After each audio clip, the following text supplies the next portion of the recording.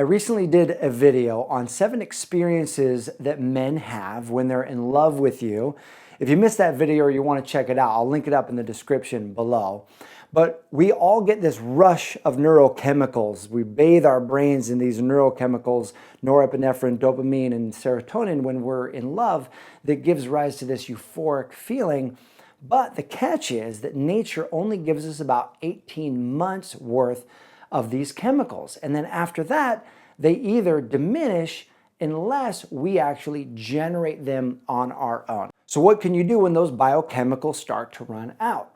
Today I'm going to share with you 3 things that you can do to keep a man in love with you and to help you generate that feeling of love for yourself after the 18-month honeymoon period wears off. So after spending years interviewing literally hundreds and hundreds of couples who have been together well beyond that 18-month period, couples who were together 40, 50, 60, 70 years, who were still crazy in love with each other. Like the chemistry, you could see it, right? They were super attracted to one another.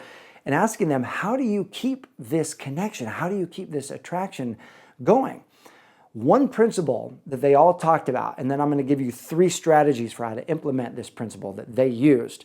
But the overarching principle that they talked about was decision.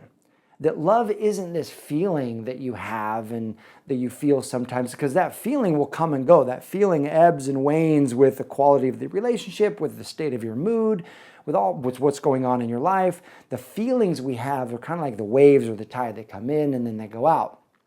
But love is a decision that you make on a daily basis that you are going to be a person of love and you're going to show up as a person of love in that relationship.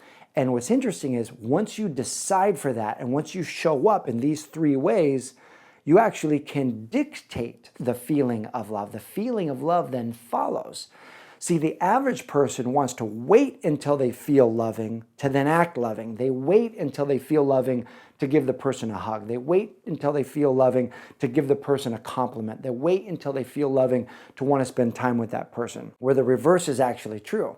When you act loving first, then the feelings of love follow. It's one of the biggest lessons I've ever learned in my life. And so I'm going to give you 3 strategies for how to ignite those 3 actions that you can take actually for how to ignite that feeling of love. The first strategy is to prioritize your partner.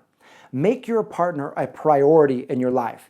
Have a set time every week that you're going to have your date night and let nothing stand in that way. Every night, have a point in which you're going to connect with them. Maybe when you come home from work and you're going to pour energy and attention into one another. And here's why.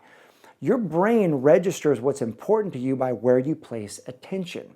And so if you are prioritizing your partner and you're actually sitting down and you're focusing attention on that person, your brain actually communicates to itself and says, wow, this must be important to me. This must matter to me if I'm focusing my attention on it. And you will naturally raise the biochemicals in your brain and in your body, those feelings of attraction and feelings of connection for your partner. Strategy number 2 is to give to your partner. Marriage masters would often say, these couples that I interviewed, they would often say, love is a 4-letter word spelled G-I-V-E. It's about giving to the other person. Because as you get out of yourself and you start serving, you start giving, you naturally evoke feel-good chemicals all throughout your system. When my dad was getting married for the 3rd time, I asked him, what is it, Dad? What's causing you to get married? What is it about this woman that makes you want to marry her? And he goes, Matt, I'm not getting married to have someone in my life to pour into me. I'm actually getting married not only because I love this woman, but because I want to give to her. I want to serve her. I want to have someone in my life that I can give to. And that totally impacted me. That awareness of loving isn't about receiving this experience of love. It's about giving the presence of love. So you want to ask yourself, how can I give to my partner? And look, I know when things aren't going well, it's not our natural instinct to say, hey, how can I serve my partner? What can I give them? Right? And it's there that takes the decision. It's at that moment that we need to make a decision for how we're going to be, regardless of how we feel, if we want to transform our feeling. So how can you give to your partner, right? It might be giving them something that they like, bringing dinner home unexpectedly. It might be doing a chore that's their chore, but you're going to pick it up for them and do that particular chore. It might be just giving them a compliment or a spontaneous hug and letting them know that you love them. Because here's what happens for you. When you give to them, when you pour into them, your brain registers, wow, you would only be doing this if you love this person. You would only be doing this if you had a high degree of affinity for this person. And because your actions are showing that, your body and emotions then follow, and you get a rush of feel-good love chemicals. Now, let me just say this when it comes to giving. It is a whole lot easier to give when you're feeling filled up, when you're feeling full yourself. And one of the best ways to do that is self-love, where you actually take care of yourself. And that's actually one of the things that I see people needing support with the most. So to support you with this, I'm going to link up a self-love process. It's an activity to help pour into yourself, to fill you up. And I'll link it up here in the video and in the description below. It's a gift from me to you, totally complimentary, that will help you feel more self-love, feel filled up so that you can pour more into the relationships that you're in. And the third strategy is bring the new. And this means bring something novel into the relationship. Bring something new. Keep it fresh. Keep it exciting. These marriage masters, couples married, 4, 5, 6, 7 decades, would say, marriage takes work. And I would hear that over and over again, marriage takes work. And I never really got what they meant by that. I always thought that it meant you got to work out the fights that you're having. You got to work out the anger and the frustration that you're having. But what they actually meant is that it's proactive work, that you actually keep it fresh, keep it new, keep it interesting by coming up with new, fun, interesting things to do. So it's actually work on the front end, right? So for example, if you're constantly having sex in the same room, in the same position, it's going to get boring because routine lulls the brain to sleep, right? It's just how we're wired up. That if the same thing is happening over and over again, your brain starts to ignore it, starts to get bored by it. You got to inject some new, inject some fun, be fresh with this, right? Go have sex on your rooftop deck. Have sex in the living room when everybody's gone. Walk around the house naked, right? Inject some new fun things into your life, right? Have dinner at a brand new restaurant, right? Take a trip, take an adventure, take a vacation somewhere. Like if you took a vacation last October, and I am asking you, hey, what did you do last October?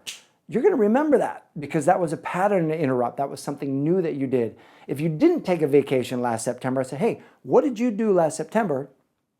Chances are you don't know what you did because it was just the same thing that you did every other month. So something new, something fresh is absolutely vital when keeping the relationship fresh and new. Wear some lingerie, introduce some new outfits, right? Men are visual. That's going to create, that's just enough newness to do the pattern interrupting, cause a whole rush of biochemicals in him, this state of, wow, this is interesting. This is exciting.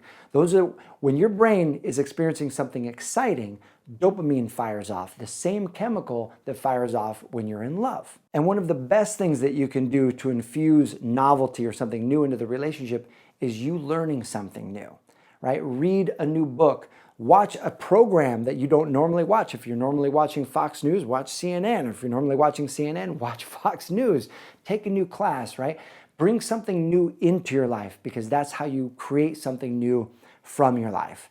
And when you're able to have new, interesting conversations, that creates a spark in the relationship. So there you have it, 3 very powerful strategies for how to ignite the feeling of love in your relationship. And look, I get it. I know that it's not always easy to do these things, and that's the key. It's important to decide to act on these things even when you don't feel like it, because once you do it, then the feelings will follow. And as you do that, your relationship gets deeper, it gets richer, it gets more expansive, and it is well worth it. So I would love to hear from you. What do you do to ignite the feeling of love in yourself or to ignite the feeling of love in your partner? Go ahead and post a comment below.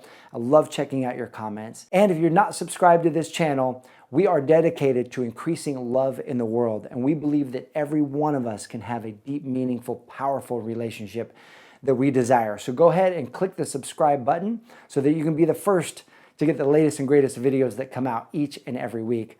I appreciate you. Thanks for watching, and I'll see you soon.